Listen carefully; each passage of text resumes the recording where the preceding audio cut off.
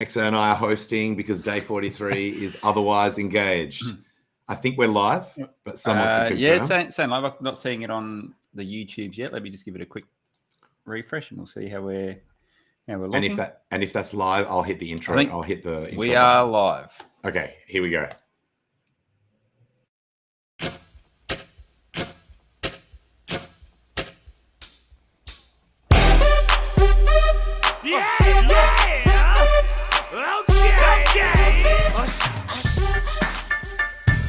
Man, thank goodness.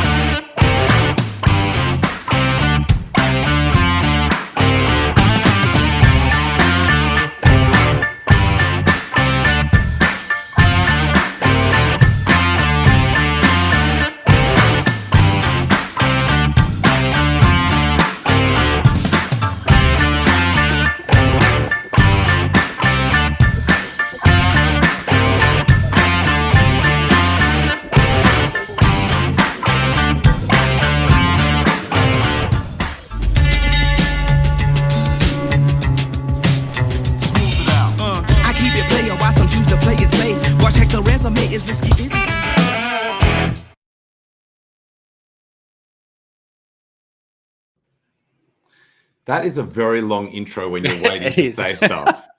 But it's also very cool. And we don't see it I don't see it. I don't know if you see it. I have to be on YouTube to know what's going on because it's on. Oh, I see it. It just goes blank for me. I see it at this end. So yeah, there's some parts of that intro that I actually don't remember, like when the chick's flicking the letters and it says pulse, like it's one of those guessing game show things. I don't remember seeing that, but I guess the old Wheel of Fortune, I think it was. Yeah, that kind of stuff. Holy shit, man! What a week. Yes, indeed. Yes, indeed. And the craziest thing is what's going on in Hex is not the craziest thing going on in crypto either. That's true. Yeah. The war, the exchange war. Exchange war, yeah. But it's like they're both saying, no, we don't want to fight, and let's work together, and we're all buddies. But man, what's happening? But I'm going to liquidate your ass. Holy shit! I can't remember being this entertained in the last bear market. Yeah. Now, I got accused on Twitter of being sort of like pro CZ or on CZ's side, but I'm like, no. In this case, it's just kind of like the lesser of two evils, in my opinion. Yeah. I'm so disgusted by what Sam was doing that in this particular battle, I'm gonna be rooting for the person that is like the lesser, like the least piece of shit. Yeah, I think the reality is they're both running big businesses. You don't get to where you are by being by trying to please everyone. You've got to be pretty ruthless when you're making decisions. And I'm sure CZ has done just as much shit that's coming out as SBF has done in the background as well. I think the only difference was he didn't put himself at odds with the whole crypto industry on a very important topic. So he's always been running his centralized exchange and gatekeeping Hex and listing. Like there's that whole crypto mafia thing going on. Yeah. But I think this was one step too far from Sam, which basically put him offside with everyone. With pretty much everyone. Yeah, exactly. I don't remember CZ ever doing any, apart from what he did to Hex. I don't remember him ever doing any sort of like outwardly malicious attacks on crypto broadly. No, that you know of. And because And because he's not in America, he's not getting in bed with politicians and trying to make legislation that is favorable to his exchange and that sort of thing. And they actually went and reincorporated in Malta or something when they started coming under sort of like regulatory pressure. I don't think anyone actually knows where they're based, and because they made noise about going to Malta, but it never eventuated. And there was actually a bit of argy-bargy between. I'm not sure what position the politician held or the person in government held in Malta's. Must have been their financial arm. What do they call it? MSF or MSA or something like that. But they had sort of CZ was going to come and give them some money to do something, help with something, and that never eventuated either. So I think there was a little bit of ill feeling there. But that's just dealing with regulators in countries, and I think that's the one thing I admire for him is he's managed to build this massive empire, and people can't pin him down. It's crazy how he's managed to do that. It's insane. So credit where credit's due on being business minded and being a strategist, sort of being able to play the game. Essentially, he's obviously got the right people helping him navigate those waters. You know, something interesting that people might not know is that CZ did. You know how there's that guy in Hex? He's in the documentary, or he's going to be in the documentary Highest of Stakes, which I'm told they've got news coming out soon as well. And he, you know, there's that guy that he went all in with his house money at the top. Yeah, CZ did that. CZ did that. Like like as in, if we take him at his word, he said that when he first got into crypto, he was so sure of Bitcoin that he just went all in with his net wealth, like either sold his house or mortgaged his house or something like that to go all in. And then it was the top and it crashed all the way down. So he went from that situation, which would be like literally the worst thing ever, to being the largest or second largest now or whatever, approximately the largest exchange owner in the whole of crypto. That's just thinking on that, and this is probably a very generalized statement, but I get the feeling that a lot of people come into the space, and when they truly find their feet, so they're comfortable in that this thing's going to be around for a long time, it's not going to disappear. And they actually get on board more with the whole ethos. Everyone tends to go on and add more back than just being a hodler. Is that being too general, you think? Like there seems to be a lot of people contribute to the space. Is I guess what I'm trying to drive at. Yeah, I think so. Yeah, I think that's accurate. That I call it the bait and switch. That people come in for the mad gains and then they stay for the revolution, basically. Yeah, that's right. Yep, for sure. And I think and each cycle, even if you get a massive amount of people coming in and most of those people leaving when it goes bare, each time you get that percentage retention. And so you're growing the space in terms of like the diehard people that are not going to ever leave. That increases every bull bear cycle. Yeah. So let me clarify. So when I meant people start to add to the community and the sector, it is the guys that hang around. Like you come in for the mad gains, you get really sucked down the rabbit hole. You got to go through a bear market or a couple, but then you get that confidence because you've seen it crash down to nothing, get back up and go again. So I guess it instills you with a bit of confidence when you understand a bit more of the tech and what's going on. For me, I'm speaking personally now, I feel that you've got to add what you can to move the space forward. 100%. So I guess the other big news is the elephant. The other big news is the SEC thing, which I'm catching up on myself. Yeah. And mainly from watching. So when I get recommended videos, either from you guys or other people on Telegram, that sort of thing is when I watch it. And I was just actually literally watching the video between RG3 and Lit as as Yeah. I was preparing for this stream. Yep, and I think Lit's in the chat at the moment. So yeah, Cool. shout out to you, Lit. That was awesome that you and RG got together and done that. And I think it's this is the time when you need all the level heads to come out and just calm things down a little bit, because it's nowhere near as bad as what some people are making it out. But on the flip side to that, it's not fake either. Like there's a middle ground there. Yeah, I agreed with all of their sentiment, and I particularly agree with the whole. There's no point in going balls out publicly against the SEC. You can have those kinds of chats in like semi-private, still technically public, but just slightly more restricted chat groups, like chat groups on Telegram and stuff like that. That's where you can act like a hard ass and tell the SEC what you really think. But yeah, because I think the main point is, because everyone's still just a human, you do get that human element where if someone's offended and they're like, man, there's a lot of people in this community that are being rude as shit. Like, let's just go extra hard. So I think we've dealt with so much FUD since the early days of Hex. And have you got that clip from day 43 that we can pull up later on? Oh yeah, I do. I'll see if I can. Yeah, so we'll go to that in a sec.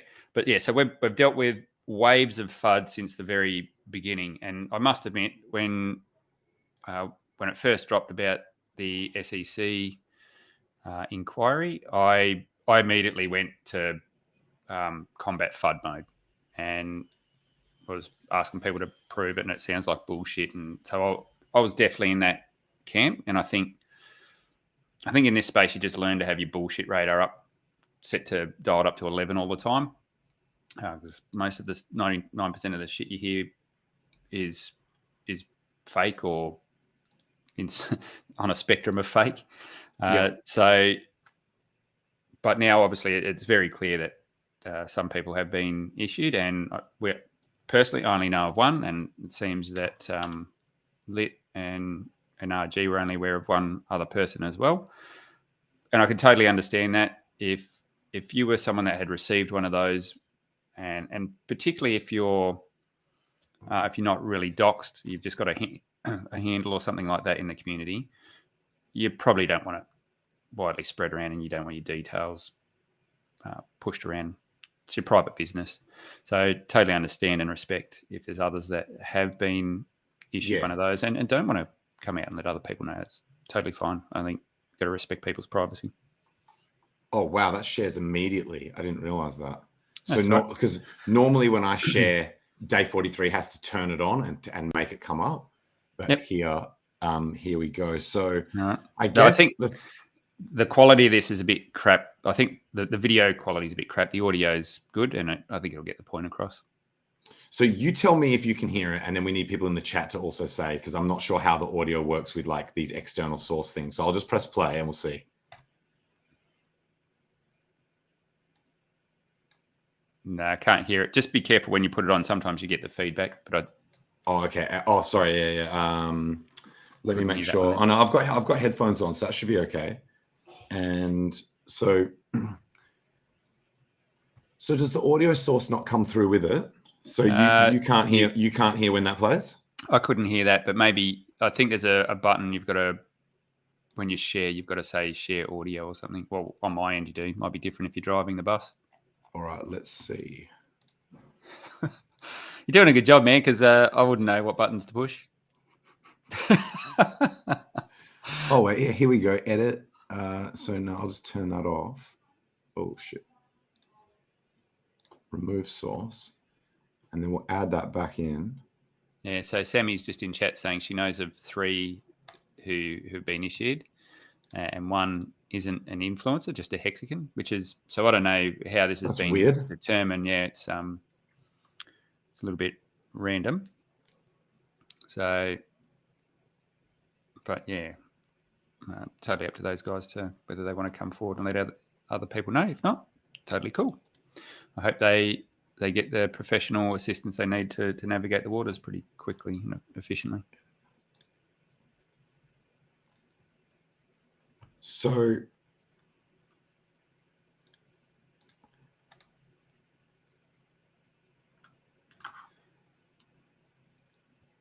can you hear that? No. Oh, okay. Sorry, dudes. I don't know how to get the audio. I know that Day 43 has struggled with this in the past. What I can do in terms of getting the if you can think of how he's solved that problem in the past. Let's see if I can run it on my end, and it might be easier for you to share my source with sound. Yeah, if you want to try and do it. Yep. Just give me a second. Try not to dox anything. What do we got? Oh, I remember this video. It's actually really good. It's really good, and it's very true. It's so dumb. Okay, so I can hear it at your end. All right, so let me see if I can share it now. Oh, that would have been one way to do it. Would be for me to actually have turned my speakers all the way up, and then you would have heard the sound coming back through the mic. But anyway, pretty ugly. Let's see if we can. I reckon we can get this together. Let's have a go. Represent, yo. Oh, why is it doing that? You know, while you're doing that, I'm just going to have a quick check of see who's in the chat. Sammy's in here. Hey, Sammy. Oh, what? My live chat's just disappeared. It's all right. We know what's going on. What the hell? All right, I'm going to just try and share this, mate. Let's see how we go. Share screen. Yep, hit it. Share audio. That one. Have a crack at that, mate. Yep. Got it. Like, I hate it's so dumb. The number of times I've had to answer these, every single epoch of Hex, like epoch, EOPCH, like period of time, has had its own brand of FUD. So the first Hex FUD was, where did the ETH go? The next Hex FUD was origin address. The next Hex FUD was Richard, terrible guy. The next Hex FUD was big payday. Everything's dead after big payday. And then the next Hex FUD was, it's just endless. Like people's narratives, their trash idea why this world's best asset is somehow magically just going to stop being the world's best asset. They just keep dying over time. And so this particular type of FUD is like, how am I going to sell FUD? You know how many Rolexes and Ferraris and Lamborghinis and McLarens and houses we've seen people selling the living crap out of the Hex price, just murdering it? People are selling Hex like crazy, and it keeps making new all-time highs because as much as people sell into it, there's more demand. The demand exceeds the supply, period, which is the price keeps going up. That's why. And so you've never had more liquidity than you have now. But I still get wrecked plebs asking me these stupid questions like, how am I going to be able to sell? And so now we're on the next epoch of Hex FUD, which is the SEC. Yeah, and to be clear, so it was really good listening to Lit and RG. So there's no cases being brought. This is purely just digging around to speak to people in the community and seeing what they can find out. And what they might find out is, no one's being paid to shield Hex, and that could be the end of the matter. Like no one's getting paid to do anything. Yes, someone should actually keep track of all of these FUD narratives that Hex has gone through, because there was also like Pulse Chain's never going to get released. Richard can't come back into America, like has to flee to some other country because he would get arrested in America. That got debunked when he went to America. You know, there's been all of these sort of like FUD attacks. There's the whole like you can't sell it. Oh, there was a whole period or like a group of people that continuously kept thinking that the way that Hex works is you have to stake it. That you can't hold it liquid, and so it's a scam because it's like it looks like you're earning money, but you're locked. But it's like dumbass. You can have either. There's all sorts of FUD. Yeah. The Richard holding or OA holding too much of the supply, although I think he did list the OA, but he didn't specifically say that whole thing about the holding too much of the supply. What else was there? And it's funny so what's going on with Sam at the moment, and is it I think it's Solana they must hold a massive bag of, or the they're somehow involved. They're somehow involved in it. He backed it at one point, or he's either a large holder or he's somehow involved in it. Yeah, and I think their FTT token as well. I think they own an absolutely horrendous bag of that. And so Almeida Research holds huge bags of those tokens, Solana, and so does and FTT. CZ. So to think that there's not concentrated supply in other projects or other protocols is a double standard. So I guess the long and all this buyback and burn stuff that, they were like, FTT, we're doing buyback and burn, which makes people believe that means that the price has to go up, right? Yeah. Because a huge amount of supply is getting bought, and then see you later. It's the chart's trashed. Yeah. Oh, yeah. It's do you know the good thing that has come out of this is the freaking people getting their shit off exchanges, and everyone encouraging everyone to get their shit off exchanges. So that has been so that's the one good thing that has come out of this is people are panic removing their shit from exchanges. They're either panic selling or panic removing. It's just not worth the risk. I was going to say, it's taken 13 years for people to learn, though, mate. Like, how many times does shit have to happen for people to not do that? I think they're just the thing with centralized exchanges is they're the ones that give you the tools to be able to do the leverage trading, and you get all that nice, simple stuff that, sorry, shouldn't say simple, probably operates more fluidly because it's on a centralized exchange. And there's things that you can obviously do there that are a lot harder to do on chain.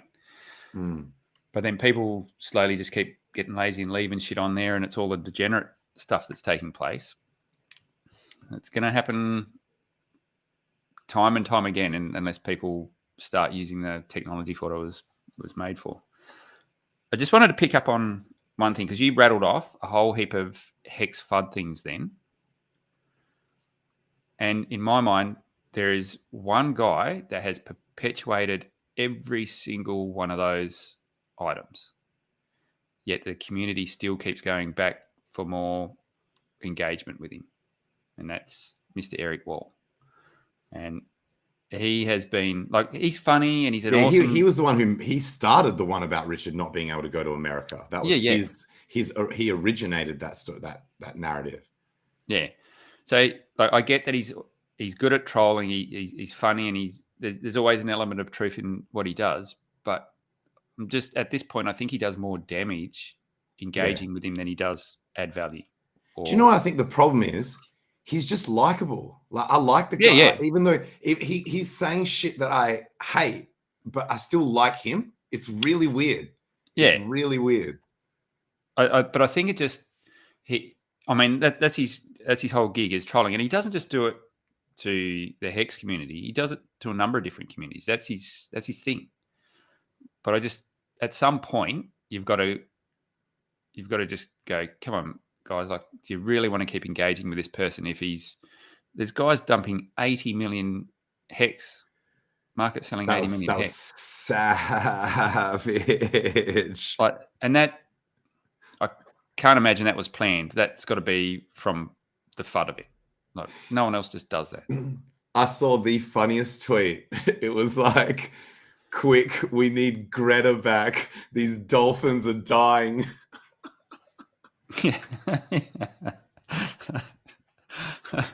Oh my God. It made me literally lol. Like, I was literally laughing out loud. I must admit that was funny, that one. But yeah, that person fully nuked themselves. So they copped emergency end state penalties because they emergency end state all their shit. They literally sold everything. They also market so that they're out, like no more stakes, no more liquid. So they're not going to be on board at all for the next pool. They also ate mad slippage, right? That's 3. And then 4, they didn't mint their hedron before they did it. So yeah, they I'm literally not, nuked themselves 4 times. Game over. Just but yeah, someone said that had been, and I could be wrong. I thought I heard someone say it had been good accounted a while back. okay. So I don't. So they maybe didn't claim the remainder of their Hedron, but it had been minted at some point along the way. Potentially. So yeah, okay. So I'm a little bit unclear. So if you put something into good accounting, I'm assuming you wouldn't get penalties until you actually ended the stake. Yeah. Yep. But would it preclude you from minting your Hedron? I've actually never tried. Yeah. So I don't know about how that would work. But this, I think they good accounting this when Hex was at 20 cents or something like that, and then they've just sold it at an average sell of, I think it was 2.4 cents or something. So it's I just like the narrative. I like the sort of like the long list of fuck ups. in terms of like, because it's a total fuck up.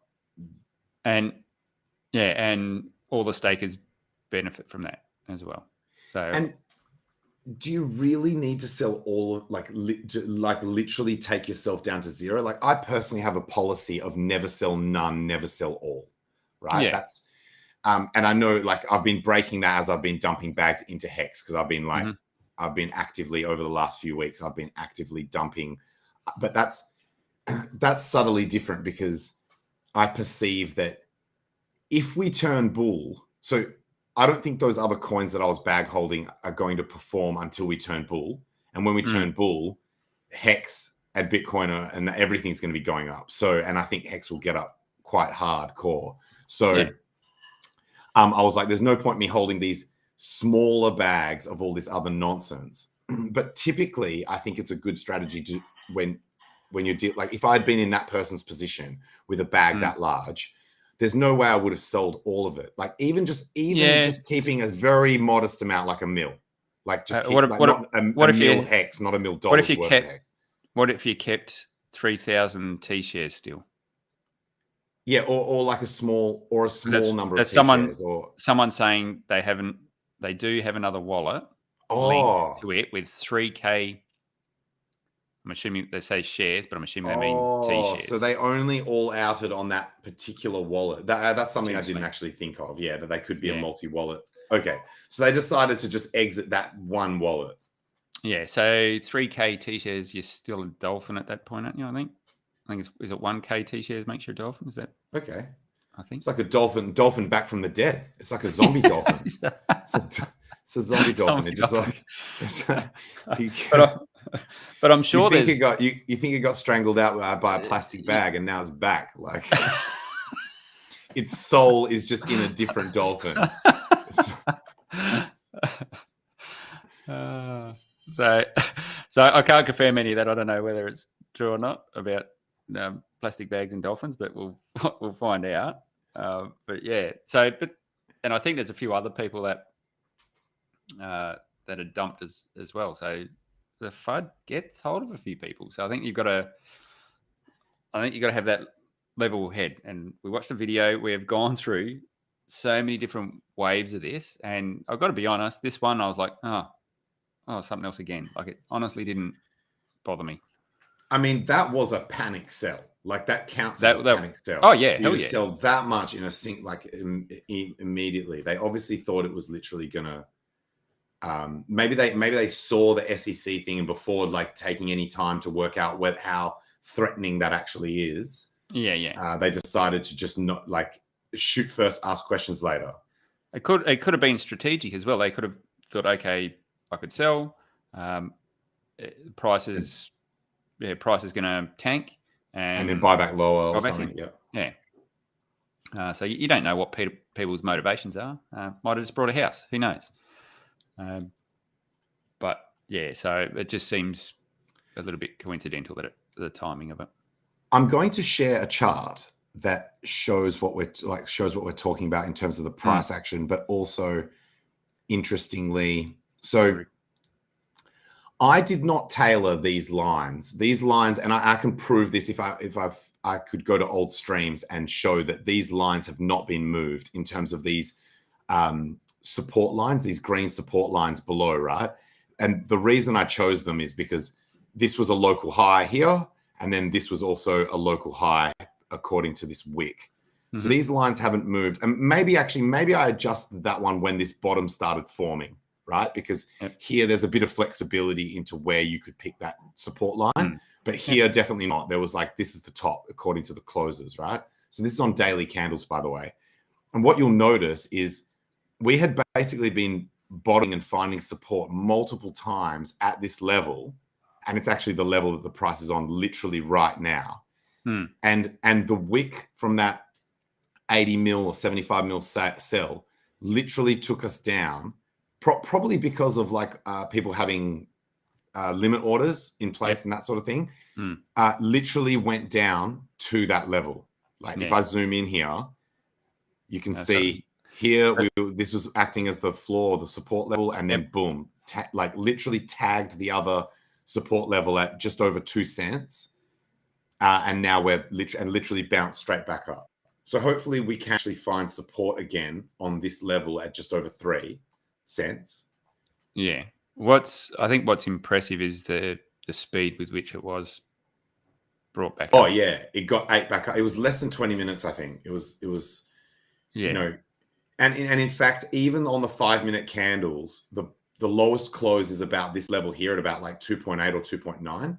So there wasn't even a 5-minute candle close below, like much below 3 cents. So, and that's or what at least on the chart I'm using anyway. Yeah, I think so. All these FUD events that have happened, and each time one of these FUD events has come along, the ecosystem is stronger every time. Like the amount of things that have been built on top of Hex now. I mean, to think that it's just all going to evaporate and disappear, that'd have to be a monumental event for something like that to happen. So I think all the guys that have been through each wave of these FUD attacks, I don't think they're phased by them. They're not, apart from the couple of people that are selling it down. It's not like everyone's rushing for the exits. Everyone understands what it is that they hold. And it's just another one of those waves. So I think we just got to get a bit of reality around what's actually happening. And 2 weeks' time, there'll be some other bloody drama going on. So it's just the way it works in the community. We went through all the sacrifice FUD and not so for Pulse and Pulse X, but all the other projects that came along as well. So everyone was talking shit through there. And what do you hear about that these days? Like they've all been and gone, and we've moved on to other things. So we're all patiently waiting or impatiently waiting for Pulse Chain. Yeah, the only thing I actually don't like is that, and it's only a short-term problem, is all the people who have been saying Hex is going to zero, look, I told you it's a scam and that sort of thing, they get this period through here where it looks like they could be correct, or it looks like they're more likely to be correct than we are, even though it's obvious to us that that's not the case. They get this gloating period where they're like, see, I told you it's going to zero. Look, it's just getting absolutely crushed, like 95% down, like, or whatever. This is what I was talking about here about these 5-minute closes. So the lowest 5-minute close, according to my chart, was 2.8 cents. And so it was even, this was even just a wick, even on the 5-minute chart. So it seems like there's some support around that level at 2.8. Yeah, so I think a lot of people had orders set around that level. Yeah, shit, yeah. So I mean, I'm you know, when you zoom out on this chart, you can see that I've had that GAN fan on here for a while, and my comment is that as time goes on, even when we're just like here, we're just kind of grinding our way out of these. Like that's the actual GAN fan, and these white lines I've just drawn like the midpoints as well. And it's like over time, we just slowly make our way out of these different fan levels, and this one here will be the one. This one here, this gray one, is the one that actually links up all the highs, all the lower highs that occurred on the way down. Yep. So what's also interesting is you can't look at this chart in isolation because a lot of things got slaughtered over the last 24 hours. Good point. So yeah, we've had a bit of a compounding effect. I think there's other tokens like FTT and all that have copped it even worse, but the whole market reversed a little bit as well. Yeah, so, everything got wrecked on that idea that if either of those giants managed to liquidate each other, that it would just be an absolute, like the flow-on effect, like the cascading liquidations and just loss of confidence and just all of that. It'd basically be like Luna again, but even bigger. And when we're all and when sentiment's already like where we're already super, kicked, beaten, bleeding in the ditch, that would just be, it would be terrible. But obviously, I would be getting up saying I didn't hear no bell. But it's so and so there are people begging. There are people literally on Twitter begging those two guys to just to at least discuss it, not publicly. Yeah, but that's the silly. That's what I was saying before. They've SBF extended an olive branch, and I don't. They were both saying one thing. They're both saying they don't. Like CZ was saying, I'm not out maliciously trying to attack him. I haven't planned this over a period of time. It's not as sinister as whatever everyone's saying it is. And SBF saying, I think we should work together. Now, what they say and their actions could be two different things, but that's what they were both broadcasting. But I don't think it's in anyone's interest to see these guys go to war. But also, I would say maybe that's a sign of weakness, like as in extending an olive branch. Yeah. By him saying, yo, let's be bros. Yeah. That might translate to, okay, you've got me over a barrel. If you push much harder, we're done. Like, we're fucked. Yeah, and that's true. Like, as in, I need to. I'm going to pretend I'm being the bigger man, but really, it's an act of desperation. No, it's funny, when I read it, I thought exactly the same thing. I had the first thought was, okay, he wants to reach out and stop the shit, and then I thought, maybe they could be in a bit of trouble. And that's what I'm saying. What they say and what they're doing could be two different things. Because we saw a drastically different attitude out of him when people were saying, like, fudding Solana or whatever, and he was like, "Fuck you, I'll buy it all." Like, so when he's in the power seat, he does tend to flex pretty hard. Well, and let's be honest, he has had the upper hand in his dealings with Celsius and Voyager and all those guys. So he's definitely been sort of calling the shots on that front. Do you think this was a shot across the bow to put him in line a little bit, or by CZ, or by CZ and by everyone? Like, everyone's literally started dragging their funds, and everyone's pulling funds and stuff like that. I was actively encouraging people to do that as soon as we found out that he was dogging the boys. Yeah, and that BitBoy was actually right about that stuff. Yep. I saw an interview with him where he does try to spin things like he's doing it for the community, but he's not. Like, so when he's like, "Oh, I'm trying to save these companies from going under because it would just be bad for crypto as a whole," and that statement's true, but I don't think it is their primary. They pick up assets for cents on the dollar, you would think. Why would I don't know that it makes sense to go in but he said that they'd pay market rates for things, but would you? Like, if there's no need to? I just couldn't see it. But yeah, I think even if it was just that shot across the bow, I was like, come on, mate, you might want to pull your head in. Maybe. Oh, that would be perfect. That would be best case scenario, in my opinion.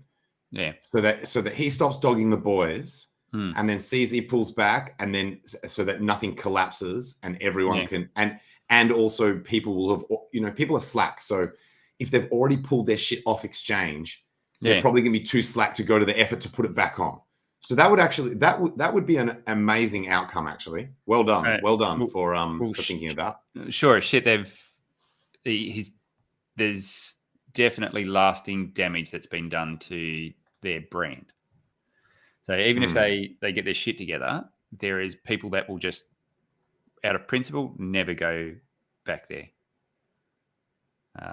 Like I said last week, I've never actually had an account with those guys, but I'm sure you see it on Twitter. There was a lot of people that were pulling their funds, and I don't think they'll go back there after what's been brought to light. I made an account because one of my friends convinced me that it was worth buying some of this token called Doge Bear, which is like, it's actually like it was like a 3x short, but it's a token that you buy it long, but it represents you being short. Yeah. So, and he was like, this is sick because we know it's going down at the time, and you don't have to actually short. Like your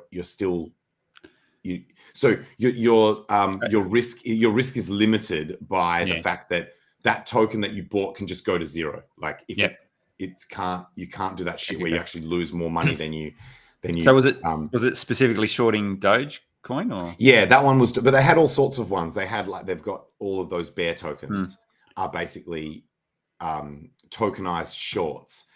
And so I literally, that was the only reason I got the tokens. And then as soon as this, and so I even forgot what I had on there. I think I had like a small amount of Bitcoin on there, and maybe a couple of stables and the Doge Bear, and maybe like one other thing that that you couldn't buy anywhere else at some point. And so when this whole thing came out from Bitboy, I literally just went on there, sold everything into Bitcoin, and then just withdrew the Bitcoin.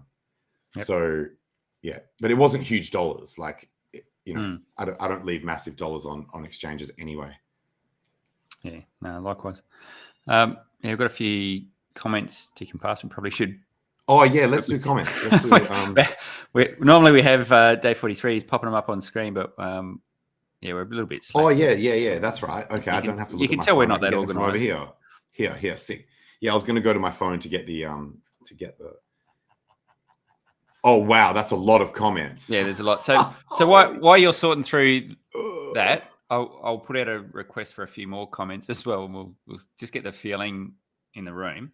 So just circling back to the FUD thing and Eric Wall, as a community, do you think we are better to ghost or engage publicly on things like that? What's everyone thinking in the chats? Do we ghost or do we engage?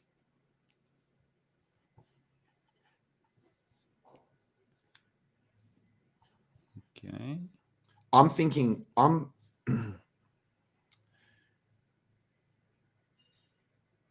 you know that parental advice, which is like, if you don't have anything nice to say, don't say anything at all. Oh no, you were very explicit about what you said on my video. You said, if you don't have anything to say, shut the fuck up. And you put it across very well, like the way you done it. My favorite one was, if you are even thinking about maybe shutting the fuck up, then just shut the fuck up. Like, if there's that little voice in the back of your head, like, maybe I shouldn't say this, shut the fuck up. Like, it's. You'll be happy to know that RG quoted that comment today on that stream. I don't know if you picked that up. I know they got to the point where they were sort of talking about it, but I'm not sure if he actually direct quoted me, or did he? Well, he said shut the fuck up. So he didn't say tangent to say that, but he said. So maybe your message got out there.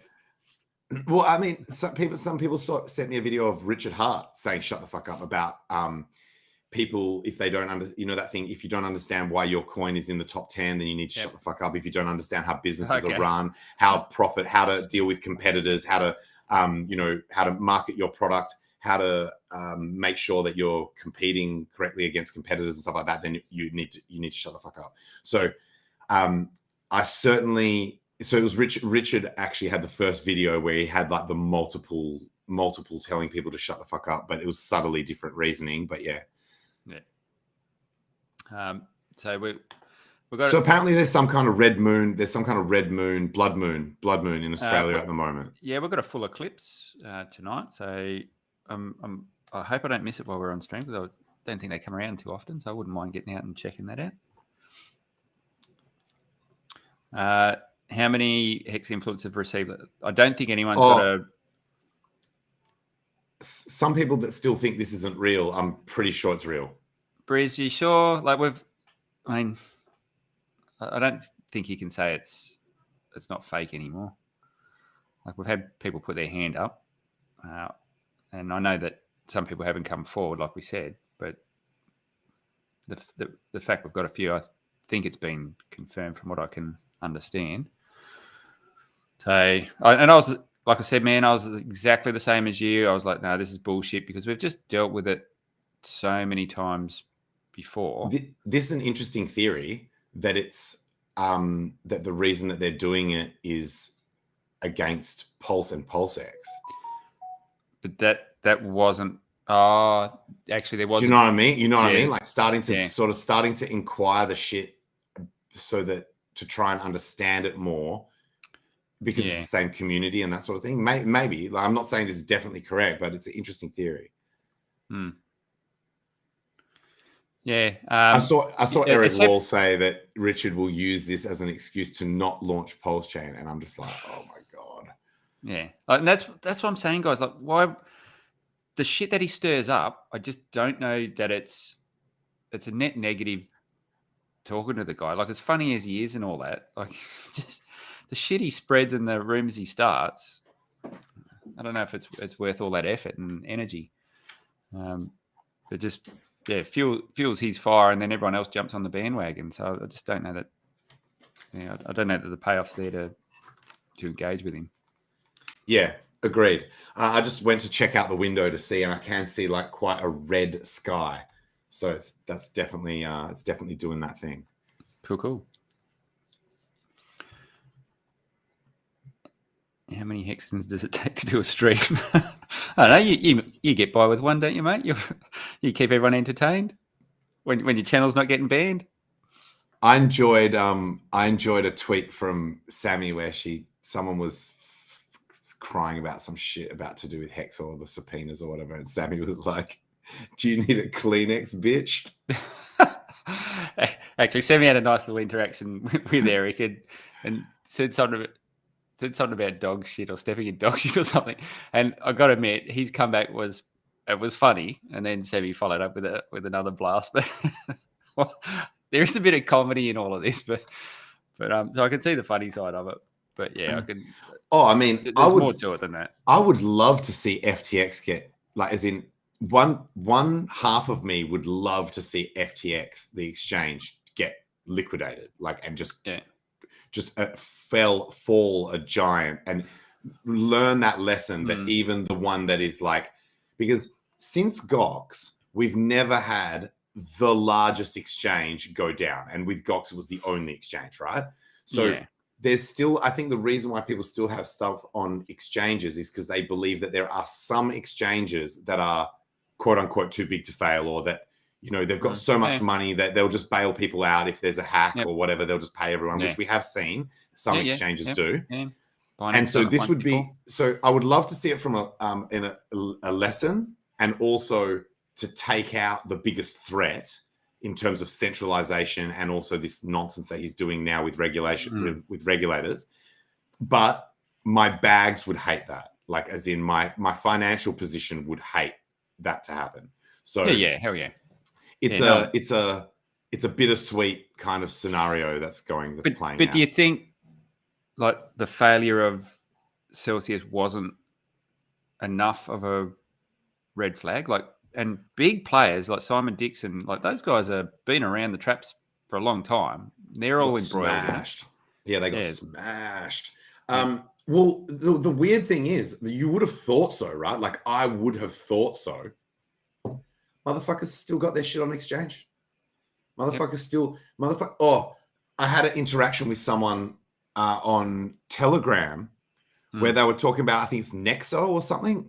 And they were like, just use Nexo. And I was like, are you fucking joking, dude? Like, Celsius just happened literally like less than a month ago. Are you fucking kidding me? And this guy was like, oh no, this is different because of this. And I was just like, oh my God. There are some people that just think that they just trust the next guy. They just trust the next guy with the identical pitch, man.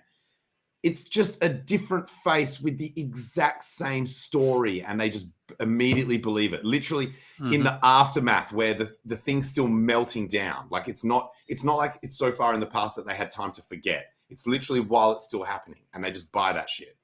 So, sorry, you go. No, you go. Keep going. You're on a roll. I was going to say there's a saying in mining. I wanted to actually mention this on a stream. I haven't done it on one of my own streams yet. Often in mining in Australia, like this is actual mining, like gold mining and shit, there are buyouts, right? Like so, the asset, the actual that particular mine, or that deposit will get purchased by a new mining company, right? Yep. And when that happens, nothing changes except that formally it's just it's like a logo change, right? Yeah. And so they've got these sayings that they make up, the work, like the truck drivers and stuff like that on the sites will say, same dirt, different shirt. Yep. And there's another one that's very similar. It's like, it's that sort of thing. It's like a rhyming thing that basically says nothing's changed. Yeah. It's literally just a different logo. So we've got a different fuckwit to answer to, but everything else is the same. And there's like in crypto, it's like that, where it's just like, it's almost like we just get the same shit over and over again, and fuckers just don't learn. It's just the same shit. Yep. It's like it's just rebranded turds. Inserting different humans into the mix, and they tend to fuck everyone. So, and this is what I don't get. Like, we've copped Hex as a community has copped so much shit, yet the stuff that we don't even know about that goes on behind closed doors with FTX and Celsius and those guys, and they're gonna. Who knows what's going to happen in terms of any enforcement action and things like that? But half of those guys will just fucking slide by anyway and won't have any repercussions. I'm sure Brzezinski's got a whole bag that he's parked off under his wife's name, so they're going to be sweet, and they'll walk away with and it'll be all the depositors that get left holding the bag again, and yet you got Hex that's been absolutely blasted all the time for it. So I know it just seems to be double standards, I think, mate. I'm disappointed and unimpressed that I've not seen anyone who hated on Hex just at least making the comment to say, you know what, apart from the price going down, there's actually nothing that I can point to that it was ever what we thought, what we were accusing it of. It never rug pulled. It never had like a liquidity pool, like rug pull style thing. The founder never dumped. It didn't have any problems with the code. It didn't have any any dodgy scam shit. Nothing like that. And you can't say that shilling is scammy, because that's what all crypto projects, everyone promotes the coins that they like, right? But in normal business, they call that advertising. Yeah. So really, shit, the only thing that anyone would be able to point to is that the price went down more than what anyone in Hex would have expected, right? Like, as in, yeah, maybe, or that. I'm trying to think of the strongest word, like the strongest negative wording that you could apply that's not disingenuous and dishonest. Would be that. Could you put your hand on your heart and say no one's lost money? Well, no, you couldn't, because people buy tops, so you can't. Yeah. So that good point. So you could say some people did get wrecked. You could say some people did get wrecked. Like, but so if you can look across. You can look across the whole coin market cap, and someone even got Bitcoin. People get. In fact, heaps of people have been wrecked on Bitcoin. Yeah. So I think, and I think the biggest buyer of Bitcoin's been wrecked on Bitcoin.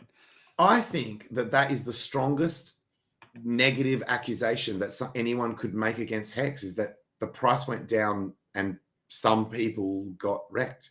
And because there was no leverage products, the wreckage was way less because it was only spot wreckage. Like it was only, you only got wrecked by the actual percentage that it went down between you buying it and then selling it. Whereas in any other coin where there's fucking leverage products, it would have been way worse. So what happens when you're trading leverage on an exchange? You get liquidated.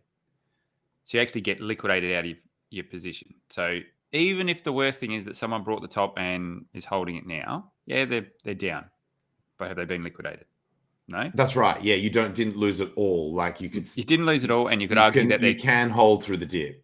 And you could argue that their coin count might have even gone up if they were stacked. That's true as well. Yeah. So I just Par Excellence put it in the chat. I think you put it up. It's a nothing burger. Like no one's. When you look across, and now you can look in retrospect, could Hex, whoever it was, could someone have paid an influencer to get a positive story or get it on their channel? Yep, sure. Did anyone do it?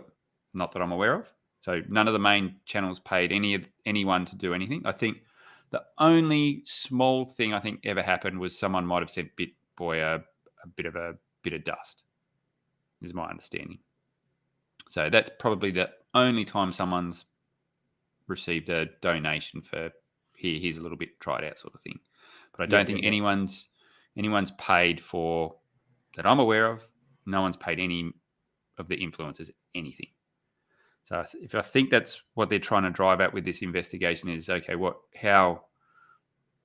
how's it been marketed, and is there any multi-level, or is there any kickbacks, or is there any of that going on? And Richard has been, and the whole community has been very, very clear to not engage in any of that shit because we didn't like that shit in the industry.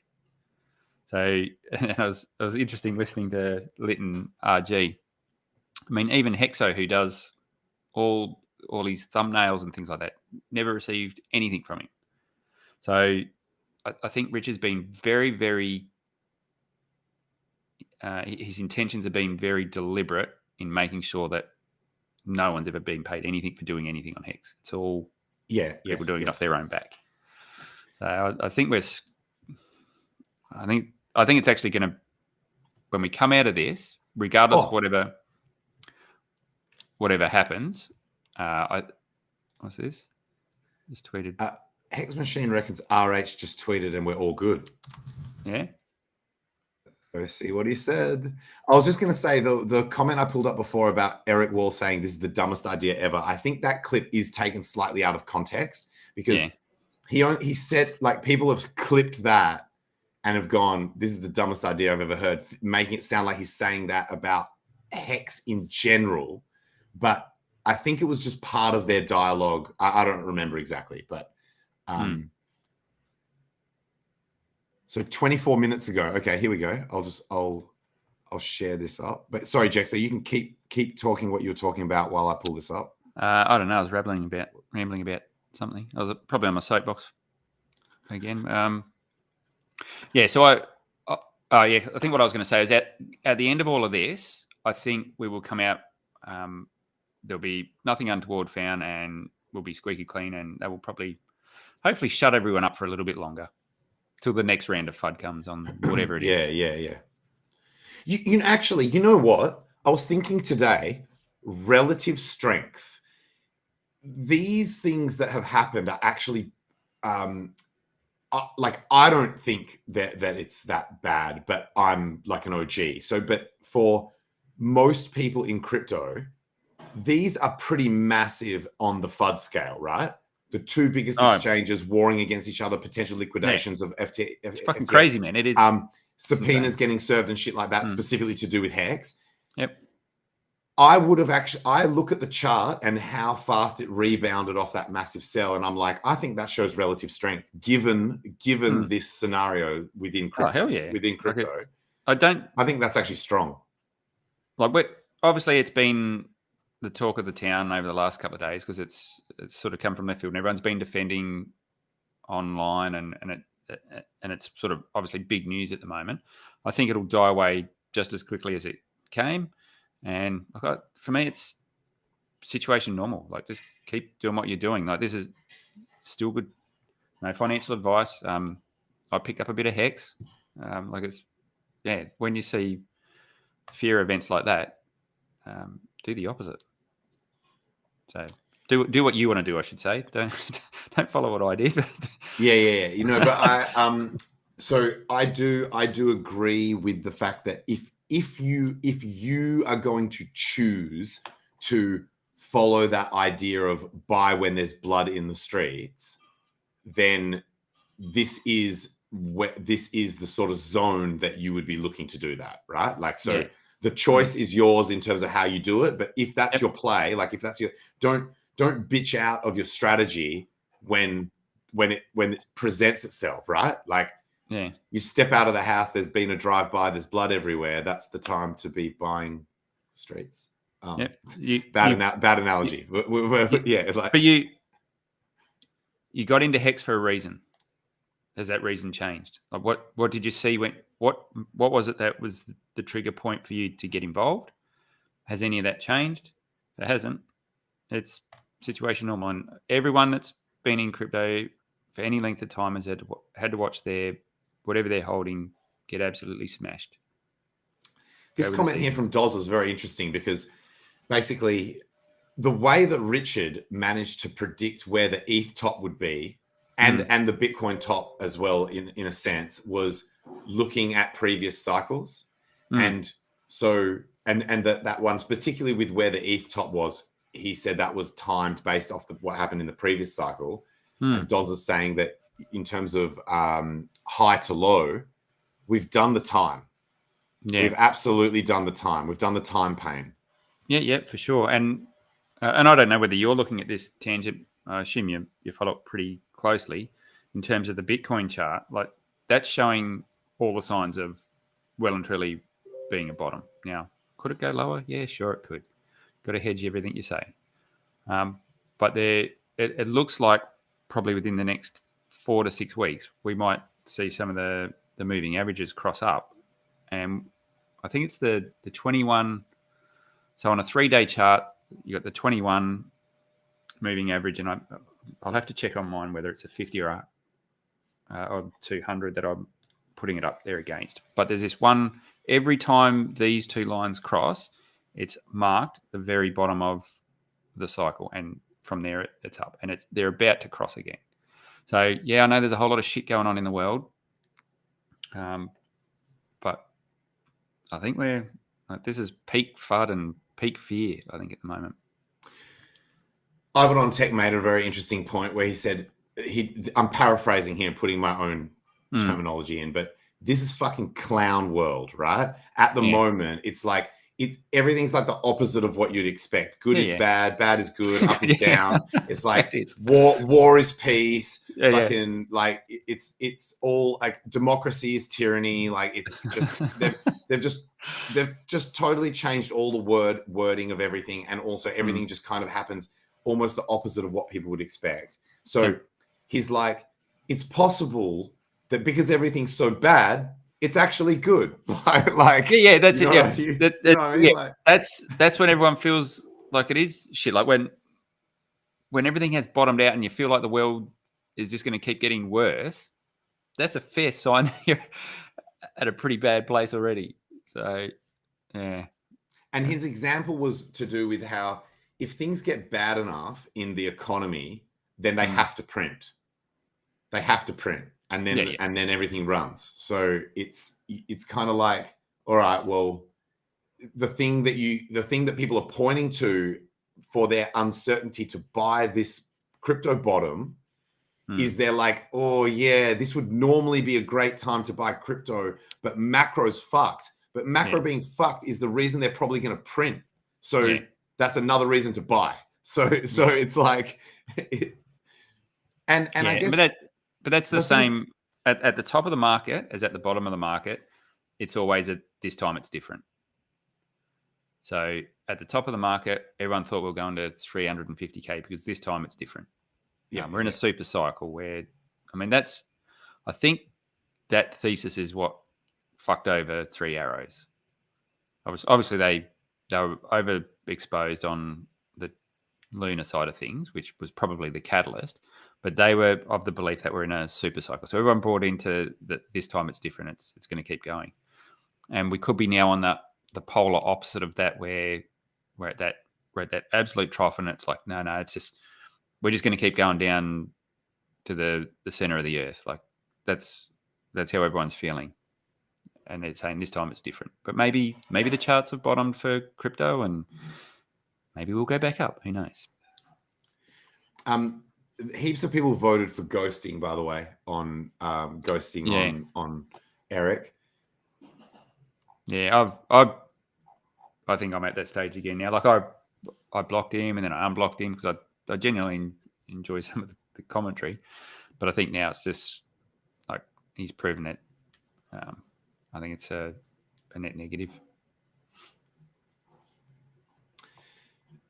Ash has asked me what's with the WD-40. So that can of WD-40 behind me, it's true. It is actually WD-40, but it's not the spray lubricant. It's actually an air.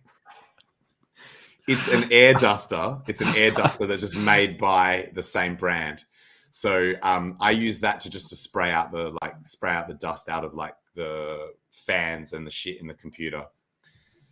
I typically actually bought them for my GPU mining rigs, and that was just one that I happened to bring home with me to do it to my home computers, because the dust actually does build up, even though I've got like air purifiers and shit like that.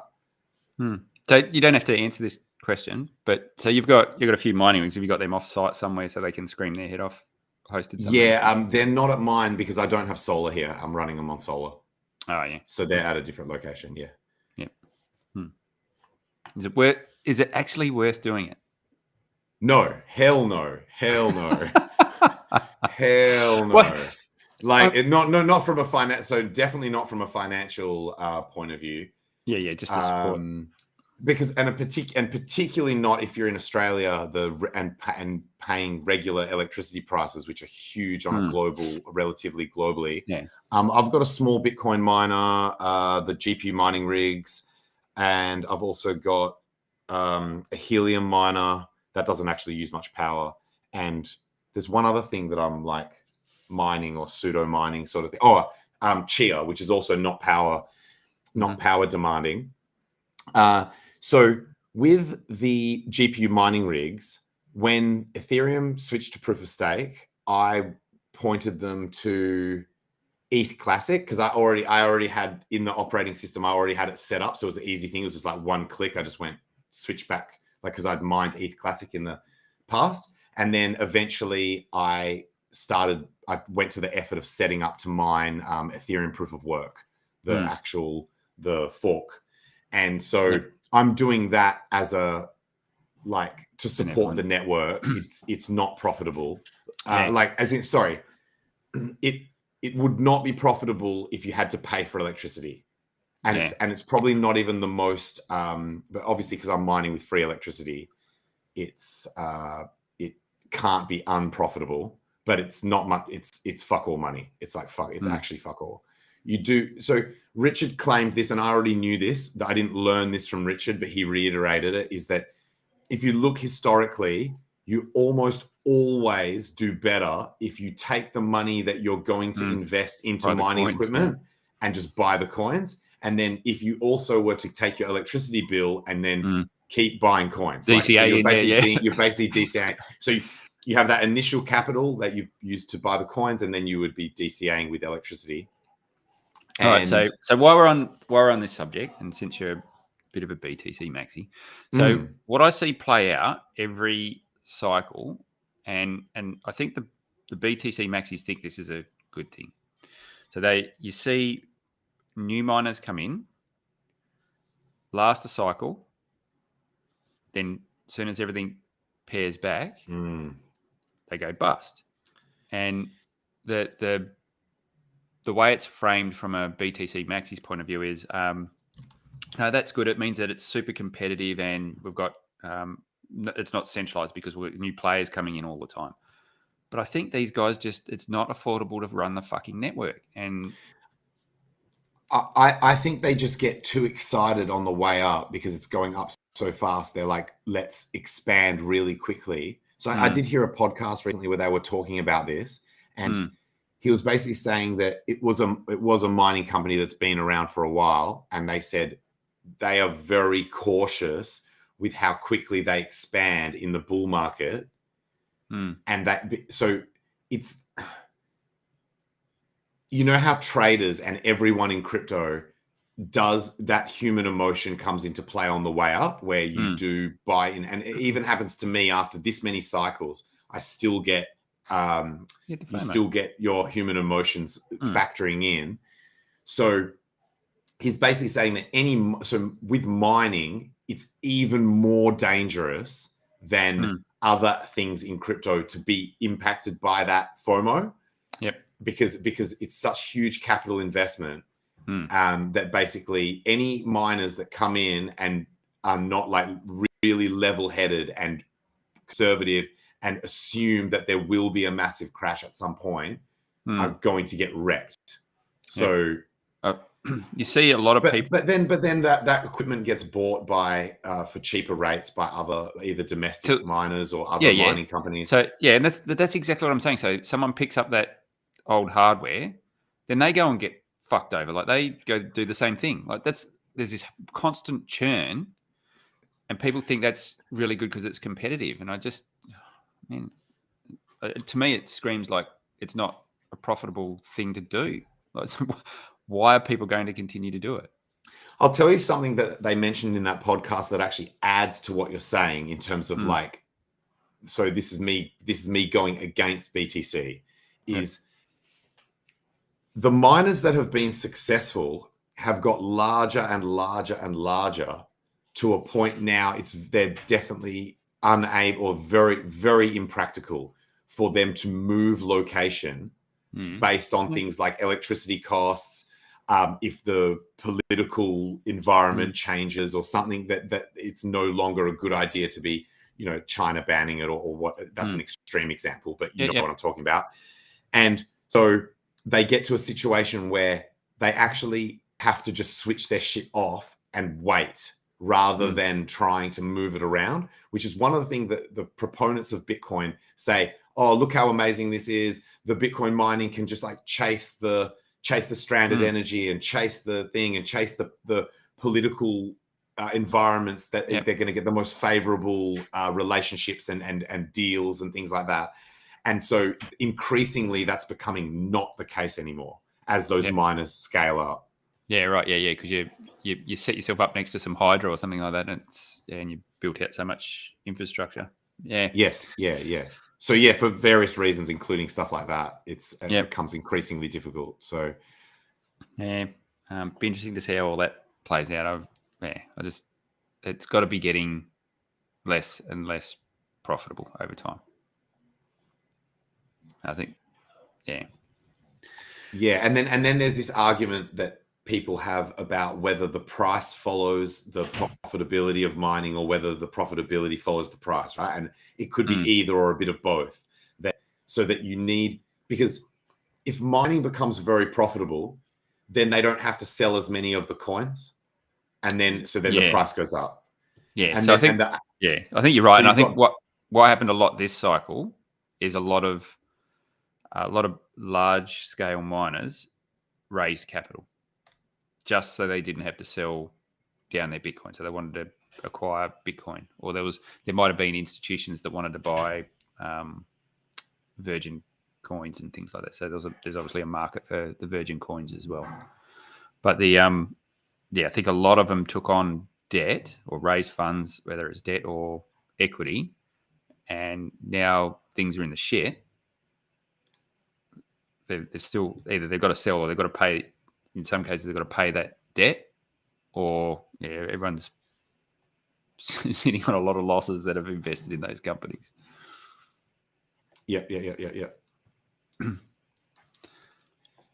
That's a hilarious little interaction that just happened in the chat, or not just happened, but happened earlier in the chat. It said buying the top doesn't make you a victim, and then UFO said it makes you Michael Saylor. Typo on the surname, by the way. But that's Yeah. So someone, there's this chick that does crypto astrology, right? And I actually follow her, but only because she's hot as fuck. And she's always doing like, the Mercury's in retrograde or whatever the shit is, and this means that Bitcoin's gonna go up, and this coin's like whatever the hell, right? Like whatever. Probably be as accurate as TA. But oh wow, shots fired, shots fired. Someone was actually tweeting out saying, imagine if this blood moon thing was because blood moon was actually marking the bottom of the bear market. Not as silly as it sounds, because a lot of people buy into that shit, into the moon cycles and all that. So it could be self-fulfilling prophecy. And also just the coincidence that dude did because that wick does look like a capitulation wick, right? Like to me, that looks like capitulation. That's a mega down wick. Yeah, it wasn't. That was only one player. We didn't see a huge amount of sells. I think there was that one. Might have been maybe one or two others that sold, but it wasn't like everyone fleeing for the exit sort of. That's another good point. That no one else. It was just it was literally a single entity.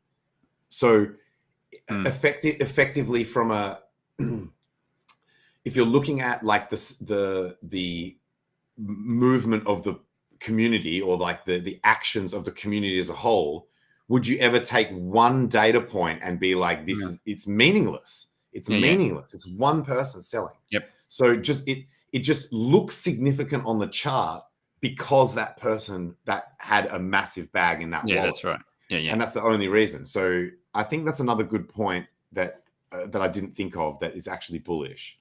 Yeah, so that's I think whatever's transpired, I don't think it's the majority of people that are reacting. I think there's one or two large players that, whether it was intentional, tactical, or whatever, I don't know. But we definitely seen someone offload a little bit.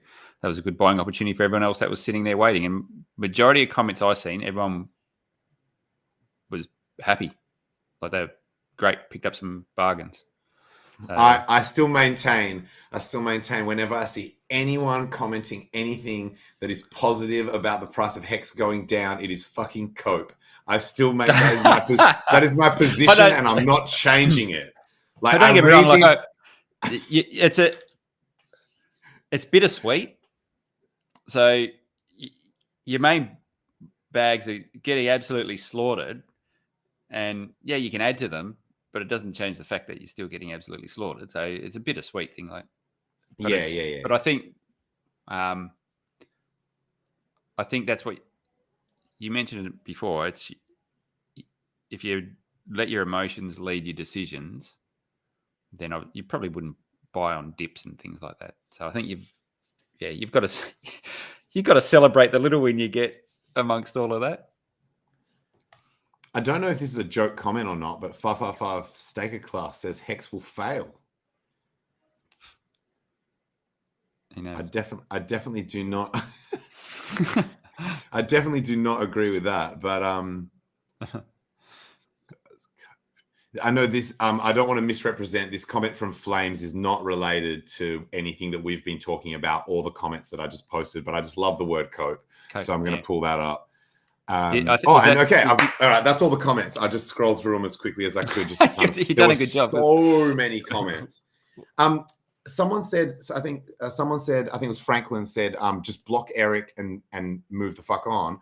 I personally don't block anyone. I've just got a policy because I am so much about like freedom of speech and shit like that. I will unfollow, but I will never block. Like, so unless someone's being like psychotic, like if they're being like a psycho, and I've never had it happen, so I've never actually had to block anyone, so I don't block. Now I don't know how it works though, but if you were following him, because sometimes what I see in my feed is I'll get a comment from someone pop up and it'll say so and so follows this person. I'll list 2 or 3 people. That I might follow. So I don't know whether it sort of pushes that into your feed because people that you follow or follow you follow that same person. So For what it's worth for me, I think now's the time where the community should rally together and just silence that sort of shit. To be honest, that's my personal opinion. Yeah. I agree with this. I do block bots and scammers. I do that. Yeah. So someone's saying there's breaking news, something happening in the GitLab. Is that for Pulse Chain? In the GitLab, that would be the only one people would refer to because it's the only one that should change. No Hex GitLab, so. Oh, update. Oh, testnet version 3. Update in a few places mentioning testnet version 3. Okay. That would be dope. Yeah. One of the fun things, I don't know if we've already covered it. Someone was saying that Richard's not going to launch Pulse Chain or something like that. But wait, no, it wasn't that. It was like some other shit. It was some other shit to do with Pulse Chain or something. But I'm so confident that Pulse Chain is going to come out. I'm so confident that it's not. I don't even have like a 1% consideration of it never launching. That's just not on my like. Price might go down. It might have a start price that's like, I doubt it, but lower than what we sacked. That is possible. Like that would maybe have some small percentage allocation assigned to it, but it not coming out is like literally 0%. Yeah, I'd tend to agree. Like the amount of effort and energy that's been expended, I think it's not likely that would ever be the case. Could it come out and have a massive sell-off and be cheaper than the average sack price? Yeah, probably. A lot of people that have had to wait a while, so a lot of people that are probably hurting. Actually, that's true. That as time goes on, it's like increasing impatience to get the capital back or whatever it is.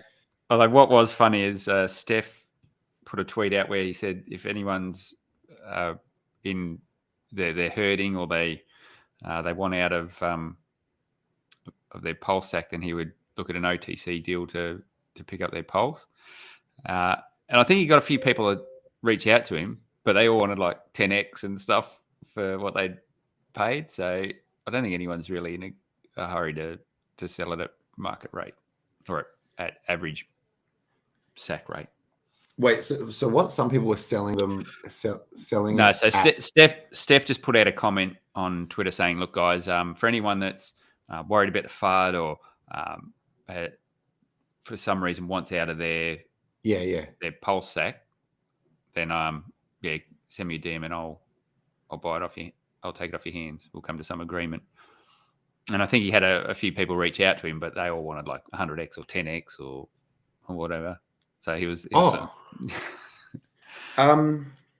that's interesting. That's very interesting that he would do that. He maybe has some way of doing it that he can do it like trust minimized. I think it was more trolling than anything. To show it like a demonstration of confidence as opposed to a realistic. Yeah. I'm sure he would honor it. If he's put that out, I'm sure he'd honor it. But it was more like a guys. If anyone's bitching and moaning sort of thing, I'm happy to take your position off you. Someone wants to know. Crypto Cliff wants to know the name of the astrology hot chick. I can't remember it right now. She dresses in red. I've fucking forgotten her name though. I'll try and find it while we chat about other stuff. But yeah, so also, Jexa, did you want to comment on this tweet from Richard? Do you think it's significant? The implication here is that don't be scared when crypto crashes. It comes back. Like I think. Put the tweet up again. I didn't see it. I'd seen something about buying bottoms or something or selling bottoms. It's just this one here that's to do with. It's basically highlighting all the Bitcoin crashes that have occurred. Yep. And saying there's always those poor lost souls that sell the bottom and regret it forever, i.e. he's warning, he's cautioning against selling bottoms or near bottoms for the the future retrospective disappointment when everyone else is getting rich and all you've got is a story to tell your friends about how you could have been rich. Yeah, I think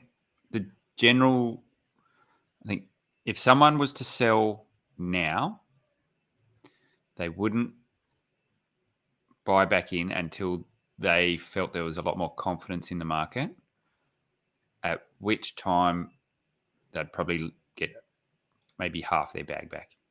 By the time they'd seen enough recovery to go, you know what, I'm coming back in. So I think, yeah, good point.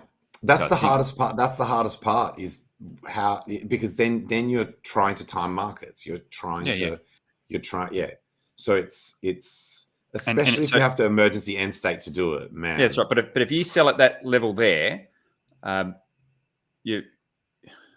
just couldn't see you buying back into that level, because you sold at that level for a reason. So you weren't confident at that level. So you'd want to, if it goes down lower, you'd be like, oh no, it's going to keep going lower. So you're not going to buy that. You're not going to buy the dip. So you'd be wanting to see it psychologically. You'd be wanting to see it go above where you had sold, so that you had some confidence, and that's how people get left behind.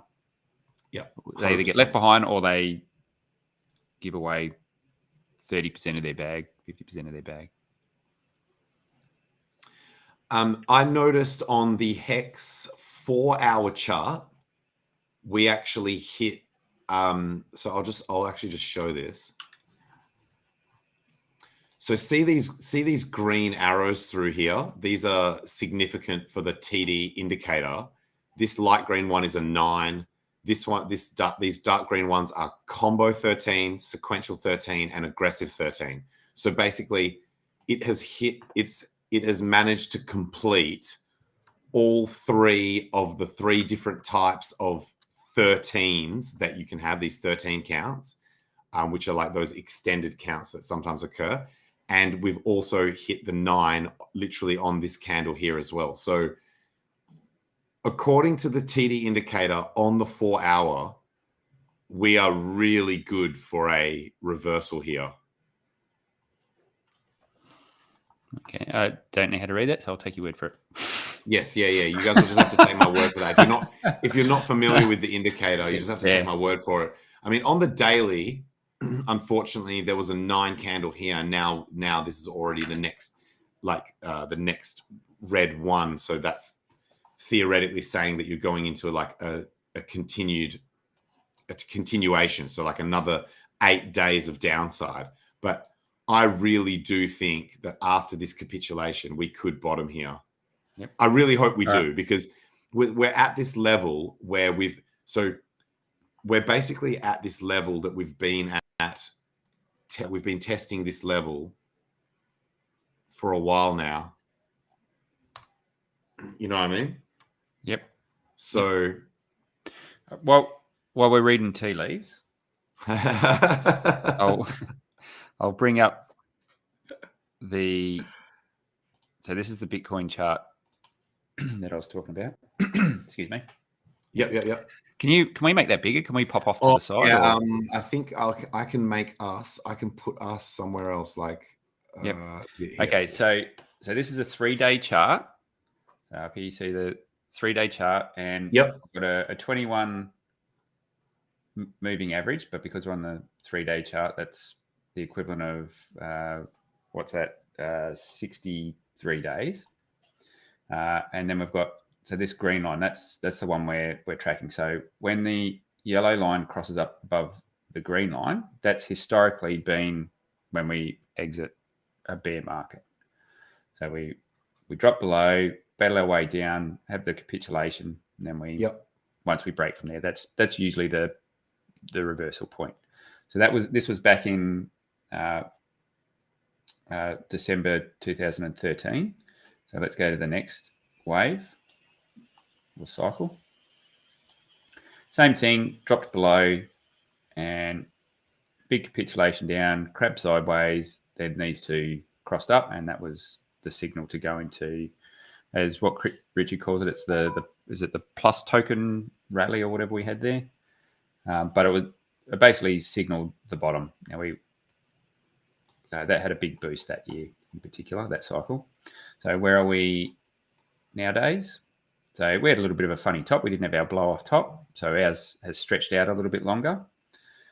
This box was a target I put way back here. I'd sort of worked out that target, and we never really got down to that target. But what's interesting is, our yellow lines drop down below the green, and we're just coming to the point where, now these are just examples that I've put in there of where it might stretch out to, but you can see the yellow line is actually tilting up and coming down to meet that green line. So if you were to extend those out, it puts us probably out around about beginning of December is where they might cross, depending on price action, of course. Nice. So if that continues to hold true, that could be our bottom. Who knows? But that's been a reliable call. We'll hedge that by saying the world's a different place. But what if this market is still going to stick to its cycles? So just something to ponder on. Yeah. I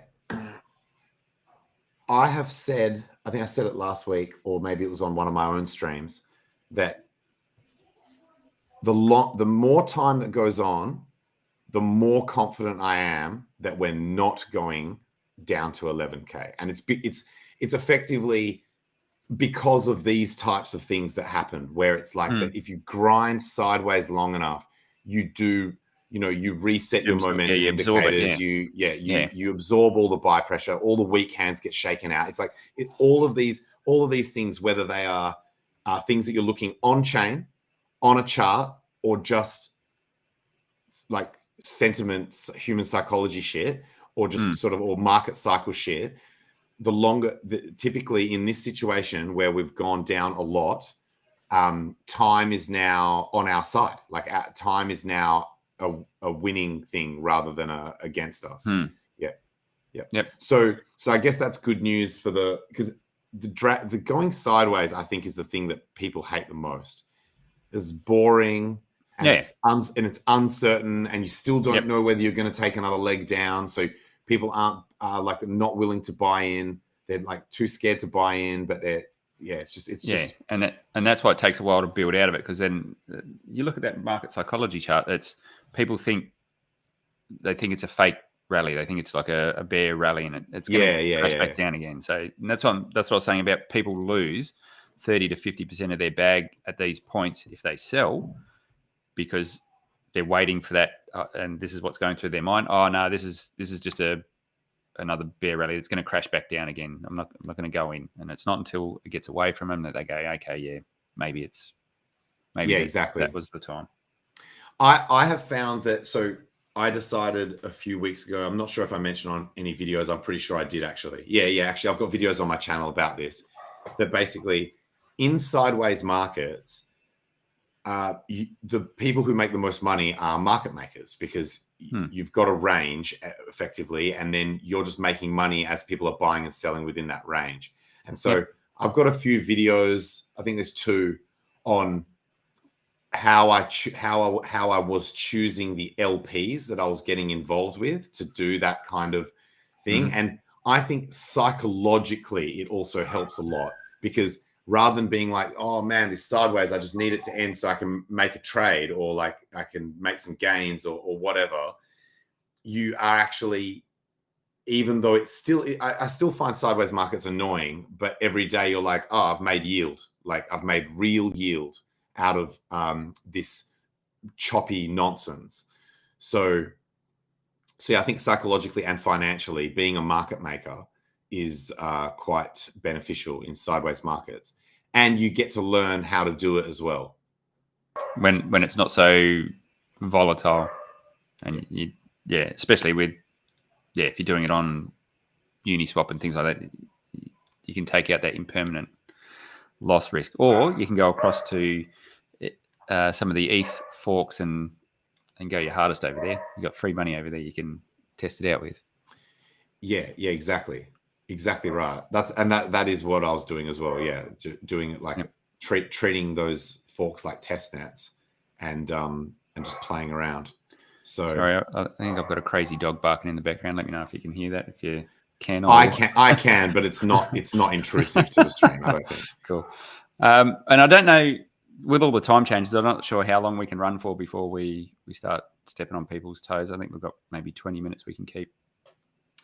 Yeah, I've almost run out of things to say. I mean, I know that sounds ridiculous for how much has been going on, but I think when there's things that happen that are so massive, it kind of just But everyone's been talking about it as well. So there's only so much you can beat a dead horse. So I mean, maybe if people have got questions for us, then maybe we'll end in like a Q&A type thing. Yeah. We've looked at charts, we've discussed the key things. We've, obviously everyone's situation is different, but the things that Lit was saying on his stream about that you definitely need to try and stay calm. Like you definitely need to try and relax, like, and not let this shit give you anxiety and stress you out and shit like that. Most of the time you're just creating a meta problem, right? Like as in stressing out is not going to make the price go up. No. So yeah, I think that's the big takeaway is, market's shit, a little bit of FUD going around, step away, don't engage in it. I think as a community, we just need to chill a little bit, let time sort out this round of FUD. The big fellas saying don't sell bottoms. Take from that what you will. Yep. There's a question here about. Oh wait, wrong one. There's a question here about the Hedron auctions. I know I'm not answering the question specifically, but that is something that has happened recently as well. Was the opening up of, and that's going to be over the next few days, that you can contribute to this poly thing. I have on all three chains, on all three ETH forks, and there's different people theorizing different things. The thing that surprised me, I thought that Hedron price would go up into this period as people were buying it to get poly, and the price has actually gone down. But like you said, everything's gone down. Yeah, so, I differ a little bit. I don't think anyone specifically went out and brought Hedron to get poly. Oh, really? I don't think. I think people would have pushed whatever they had sideways, is my general thought. I think a lot of people I think that's probably been front run. Like people have got their positions for whatever they're going to have for the auctions. And if people are bidding individually, they may have their eye on some of these HSIs they want to acquire. And two things are going to happen when that's playing out is, that's when a lot of Hedron's going to get burnt. So maybe we see something price positive from that. But I think we all know just because you burn something doesn't necessarily mean it goes up in price.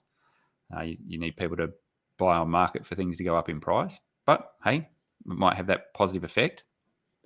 The other thing you might see is people that are bidding on HSIs, they may have their eye on something and they put in a minimum bid, and then they're overbid, but it's not by a lot, and they could probably still go to market and buy more Hedron and pick up hex stakes that are worth substantially more, but they need to top up on their Hedron to be able to do that. So you might see a bit of buy side pressure from that sort of behavior. So to attempt to answer this question, this would be normally one for Bluey. I did hear that Alex had made some new way of, in fact, I've actually got it in messages. I'm not sharing my screen, am I? Yeah. No, okay, cool. So I'm going to pull this up. Bluey actually sent us a link to a new site that lets you see all the Hedron stakes or something. Yeah, I did bookmark a few of those. So there's hexmodel.com. Here we go. Hycosa.anvil. Is that? No, sorry. That's, you can see Hedron stakers on that one. So I might just start pumping a few of these into the chat because I've got the account that lets me do it. So this link Yeah, that I'm putting in there right now, that lets you see Hedron stakes, I think.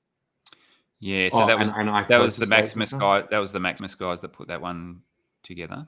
Cool. And I thought Bluey sent us another link that was like something to do with, or maybe it was just that. Anyway, well, you could, if you're looking for stuff, I'll just pull up the next question while we're. But anyway, the community. If you tweet out about that, I'm sure, or if you tweet reply to something by one of the team guys, they'll hit you up with all the different ones. Yeah, I've put in the one that I had, but I think everyone's probably aware of the Hex model one. Did it let you post it? No, I just put it in our private chat. Okay. I'll spanner on this. Okay, chat. Yep. I'll go and chuck that in. So this is Jexa, the link that Jexa just mentioned.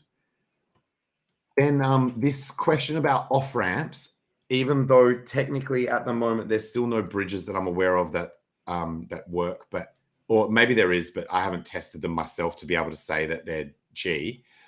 People have just been using centralized exchanges like Bitroo and MEXC and stuff like that, because if you're just using the exchange for a really short period of time where you're just sending the tokens in, selling it into something that you want like ETH or Bitcoin or Hex or whatever, if they've got Hex. By the way, Bitroo actually has Hex on the exchange.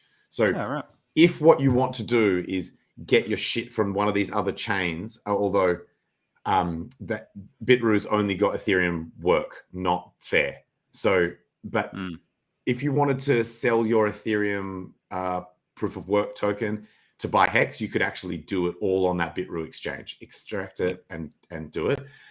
The other thing that this question made me realize that I wanted to share, something that's just reminded me, I wanted to share this. There's this site that someone told me about on Telegram called sideshift.ai. And so I was asking within the chat that I created for Hex on Ethereum proof of work, I was just asking if anyone knew of any privacy solutions. And someone responded saying, hey, just use this site, sideshift.ai, to shift it into Monero. Like, so you can go from something like Ethereum to Monero, right? But I was actually looking for privacy solutions on the other ETH forks. However, this site is still noteworthy. So even though this doesn't actually do what I was searching for, I was super stoked that this person told me about the site. If I remembered who it was, I would give them credit, by the way. I forget who it was that told me about it. So here you can just side shift from ETH into Monero, and notice that because they know that the reason that people would be shifting between Monero and other assets is because of privacy. Notice that when it's showing the recent shifts, when it's one that's related by Monero, either in or out, they mask the amounts, which is pretty cool, so that people can't do like looking on here to see who's doing what amounts and then trying to like link it up to the blockchain, because obviously it has to go through some shit or whatever. So this is pretty cool. This is not just no KYC. This is no sign up. So normally on an exchange that doesn't do KYC, you still have to create a login with an email address and that sort of thing. This literally, you don't even have to give them an email address. It is a no sign up cross-chain crypto exchange. Incredible. The other thing on this is there's an accountant button up the top, so don't press it now. Oh, okay. But if you press that, it actually generates a private account for you, but there's still no sign up or anything. It's just gives you essentially like a private key that you can go back in and sign back into the exchange. So it caches them in your browser. So if you clear your browser cookies, it'll disappear. But if you wanted to go back in on a different exchange, on a different browser, you could put that private key in and get back in there. Now, I don't know what extra features it gives you. I'm assuming there must be some benefit to do that. But it also does things where you can do 2FA on it and everything. So it's got like centralized exchange security, but without, like you say, without having to docs and email to sign up and things like that. Yeah, shit, yeah. Hmm. Yeah, it's so good. I'm really, really impressed with that shit.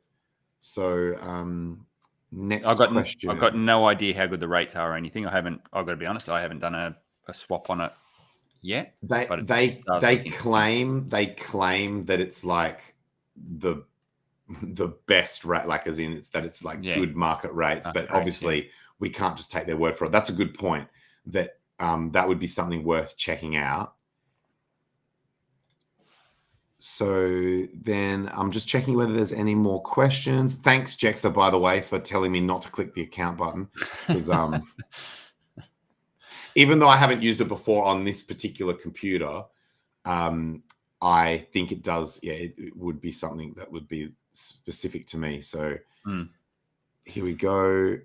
Someone said that people should just buy the dip and then stop looking at Twitter. I think that's pretty solid advice. That's good advice. Yeah. Oh, someone's talking about when the next show starts. So,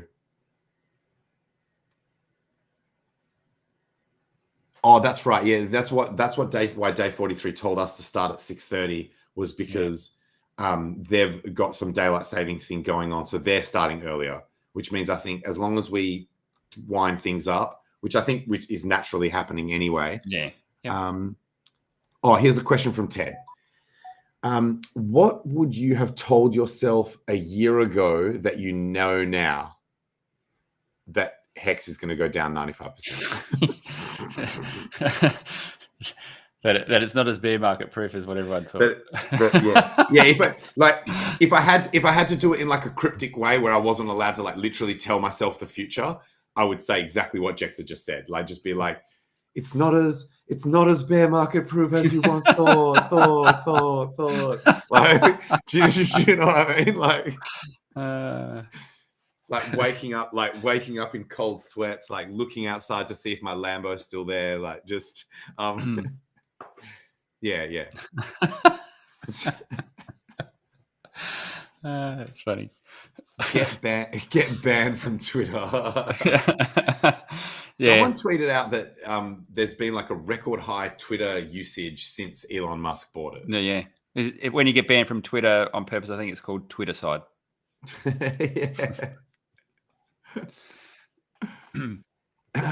Someone's saying we've got 2 hours and 45 minutes until the next show. That can't be right, but thank you for the super chat. Alan, you give us a super chat every week, buddy. Thanks for that. I think that the time zone changes have meant that I don't think we get the 2 hours. By the way, I wouldn't have believed my future self if a time machine, literally, if a Rick and Morty portal appeared in front of me and my future self walked out of it back a year ago and said, Hex is going to go down 95%. I would have said, get your ass back in that fucking portal before I beat the shit out of you. That is not happening. Don't lie to me. I'm going to change. I wouldn't go back and say that. I would say I would have told myself Pulse Chain's not going to launch for another year. That's the advice I would have given. Oh, yeah, okay. That would have been if you could only give yourself one piece of future advice. Pulse Chain's still 2 years away. The reason I started laughing is because I thought you were about to say I would have told myself to buy more and like fuck myself up. Buy more, man. It only goes up, bro. Like,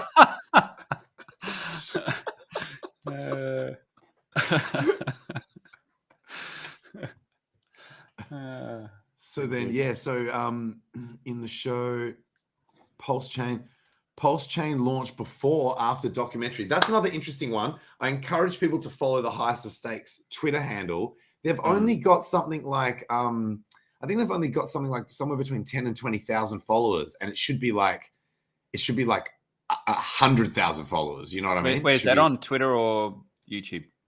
On Twitter. Okay. Because that's where they announce all the stuff, right? They've also got a YouTube, do they?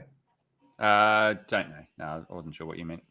I'm on Twitter. So Highest.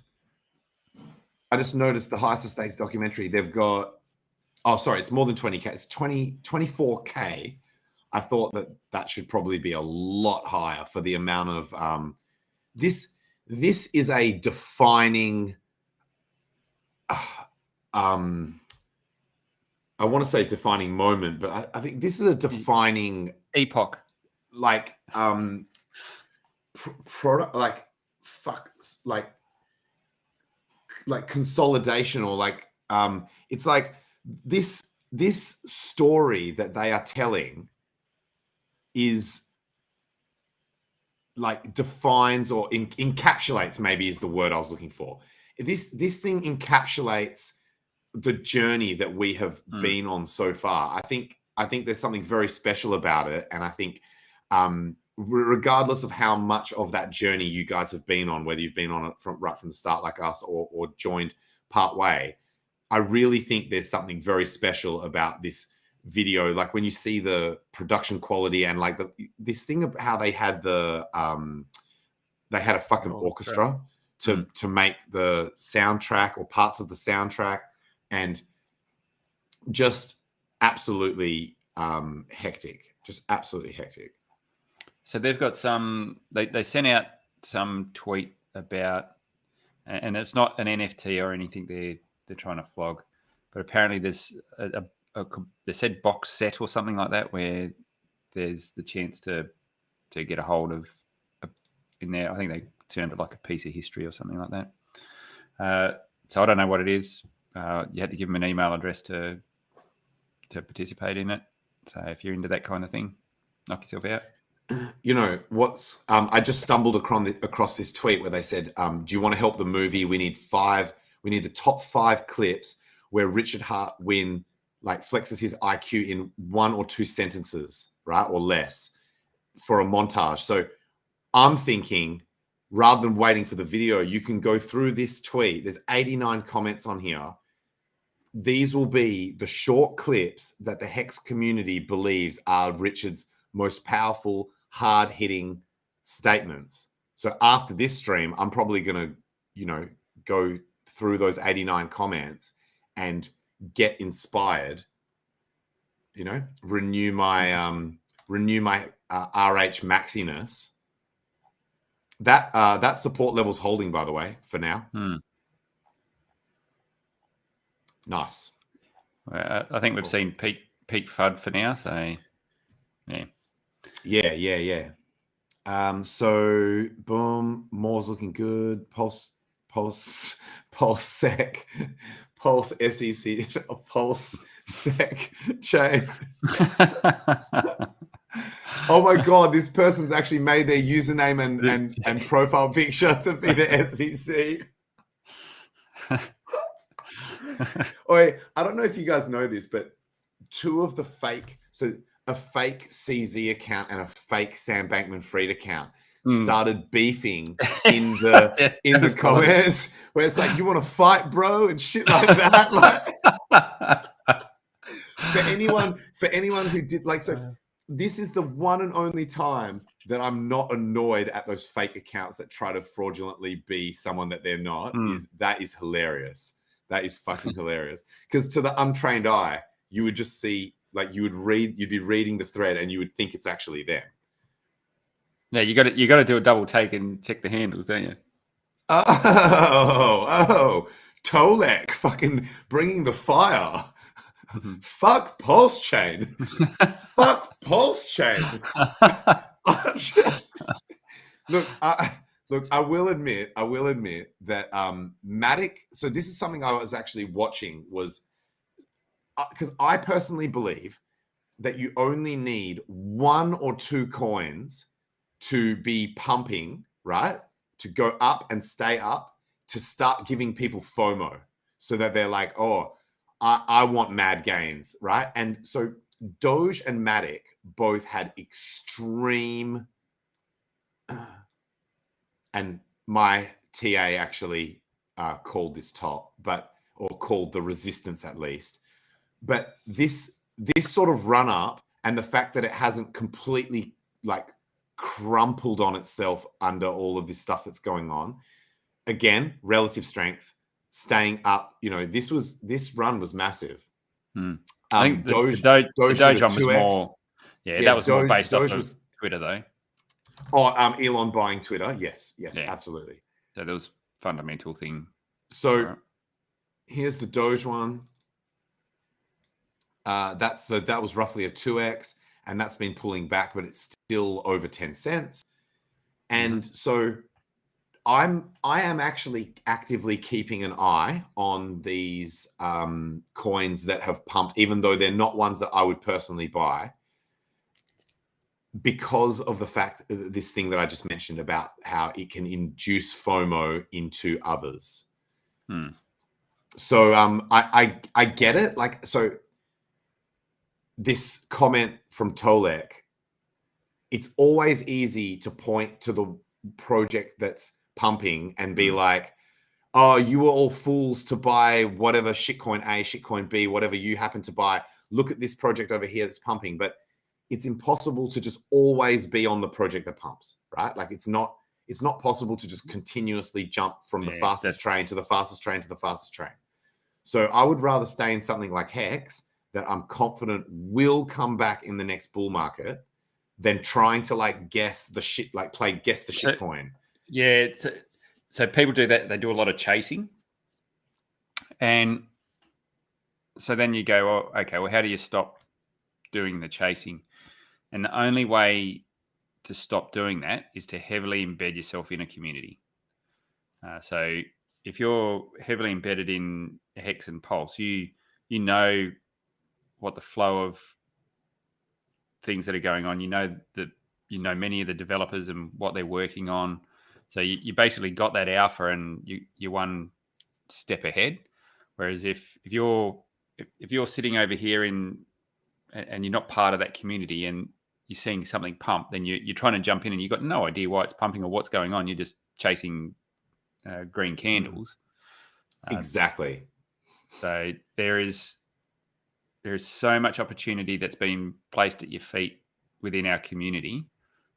You don't get much earlier than going along on everyone's journey with them. Yeah, and I bet the people who typically, no offense, Tolek, the people who typically make these comments, show me that you made the comment down here before the pump ran. Like it's easy to mention the coins that have already pumped, but where's the receipts of you saying to get into Matic or that Matic would be a better play back before it pumped? No one ever does. And then the people that chase the pumps, like Jex is saying, you can end up actually diminishing your bags as you continually. So say anyone who tried to FOMO in anywhere from here up is now underwater. Like anyone who tried to do it above this is Dogecoin, not Matic, but anyone who bought Doge over 10 cents, so anywhere from 10 cents to like 16 cents is now underwater. And look, this doesn't look good. This looks like it's probably going to keep going down until it can find support on one of these highs here. So come down like at least another cent, maybe. Why not Tangent? You have an extra hour now, apparently. Why not what? This made me laugh. Don't worry, I'm just investigating. It's just an inquiry at this point. Don't worry. It's not a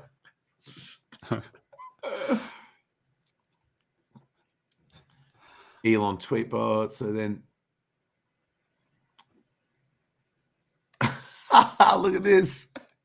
Yeah, yes.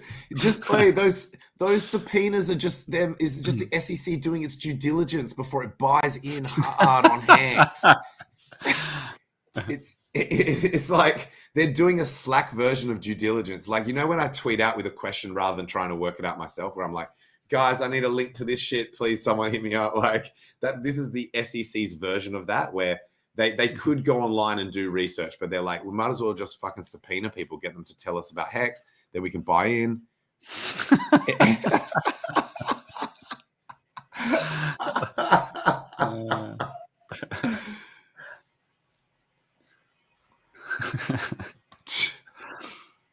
See, that's the spirit. You got to have a bit of a laugh at these things, do you? Hell yes. Hell yes. Don't take it too seriously. So yeah, get on with your life. I like to see this shit. I like to see coins that, even if they're coins that I don't hold or am not interested in buying, pumping and bringing a degree. And like I said, it only takes one or two that have sustained pumps, because then people start thinking, oh, I want to buy a coin that hasn't pumped yet. And so then people start buying into the coins that are grounded, ready for takeoff. Most of the paper hands have sold out at that point, and then things just start popping the fuck off. So LFG. Cool. What do you reckon? Yeah, I'm ready. Wrap I'm it ready up, to mate? end it. I'm getting quite hungry. Yeah. So Likewise. thanks to everyone that came by. I think we had record numbers. At least we had record comments. Yeah, That was a lot of comments. Seen a lot of familiar faces, but also seen a few people that we don't normally see pop in as well, which was good. So thanks for joining. Indeed. Now, is there a video I'm meant to go out on, or that we? I've got usually no go out idea. on, or Got no idea, brother. I just turn up every week. I don't know how all the buttons work. I'm not going to risk it. There's too many. There's too many videos here that might be the wrong shit. So. It's all good. Is there one with Skippy or something on there? Probably something like that. There's this. I think this might be a still. Oh shit. Oh, I think I just fucked the background. Oh, well. Oh, that's a background thing. That's a background thing. Whoops. Cool. All right. I think. No, that's all good. There's boobs here. I won't click on that. Yeah, nah. All good. So okay. yeah, thanks Jexa for coming by, and nice to chat. Fuck yeah, we'll continue the mission. I think the thing to watch. Sign outs. For me, all I want to sign out on is same message as from Lit. Try to stay calm. I think the thing to watch is whether this particular level that we're at right now, whether that holds, and I think it can. I think it would be great if it did. And so keep an eye on that. Like I said, keep an eye on some of these other coins that have pumped aggressively to see if they just collapse in a heap, then that's a bad sign. Obviously, keep an eye on Bitcoin and ETH, and other than that, just stay and chill. Yep. Yeah. Likewise. It's always darkest before the dawn, so I think now's the time for the community to rally together, especially with what's been going on. If you've been anyway engaged, you've seen so many things being built out in the last 12 months. There should be no reason to think that this thing's going anywhere. So don't let yourself get fudded out of your position. Keep positive and rally around together and be supportive of each other on the Twitters and things like that. Because like I said, good times will be around the corner. You just reminded me, there was an awesome Twitter Spaces by KG where he had each of the I think 10 or so builders of projects for Pulse Chain just gave like a quick update each. Yep. And so it looks like it's hours long, but that segment is just the first like 30, 40 minutes or whatever. I think it's worth everyone going and listening to that.